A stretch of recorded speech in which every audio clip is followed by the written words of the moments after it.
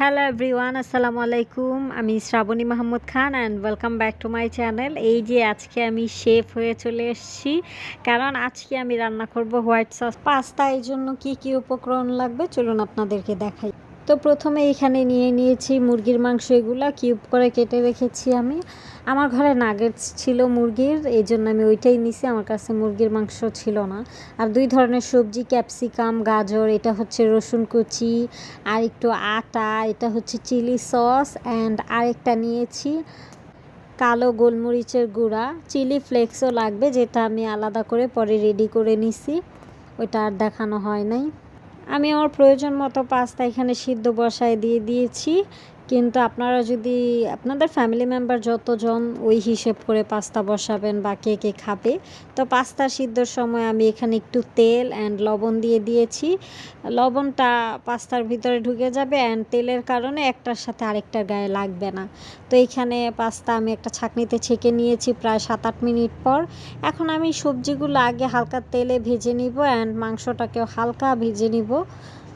Fry করে আমি এটাকে উঠিয়ে আলাদা রেখে দেব। ওই প্যানেই আবার রসুন দিয়ে ওটার সাথে তেল, আপনারা চাইলে ঘি বা বাটার ইউজ করতে পারেন, ওইটা বেশি ভালো, কিন্তু আমার কাছে কোনোটাই ছিল না, এই জন্য আমি তেলের মধ্যেই করে নিছি। রসুনটা আমার পুরো ভেজে নেওয়ার পর আমি এখানে কিছু আটা দিয়ে দিচ্ছি। আটা যখন ব্রাউন কালার হয়ে আসবে তখন এটার মধ্যে আমরা দুধ দিয়ে দেব। দুধটা কিন্তু মাস্ট, এটা ছাড়া হোয়াইট সস পাস্তা হবে না। দুধ দেওয়ার পর এটাকে হালকা করে জাল করে নিব। একটু ঘন হয়ে আসার পর এই যে আমি চিলি ফ্লেক্স দিয়ে দিচ্ছি।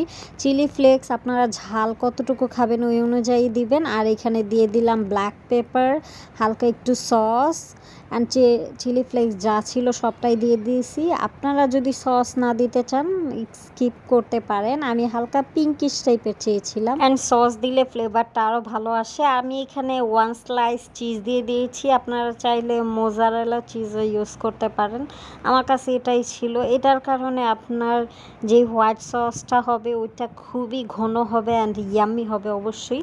আর বাকি যে ফ্রাইড চিকেন অ্যান্ড সবজি ছিল ওইটা দিয়ে দিব। ওইটা দিয়ে একটু নাড়াচাড়া করার পর আমাদের যেই পাস্তা সিদ্ধ করা আছে 80%-এর মতো, ওইটা আমরা দিয়ে দিব। আমি পাস্তাটাকে প্রথম 80% সিদ্ধ করে রেখেছি, কারণ 20% এই যে নাড়াচাড়াই সিদ্ধ হয়ে যাবে।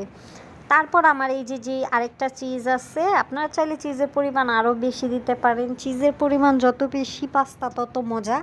তো আরেকটা চিজ আছে, ওইটা আমি লাস্টে দিব।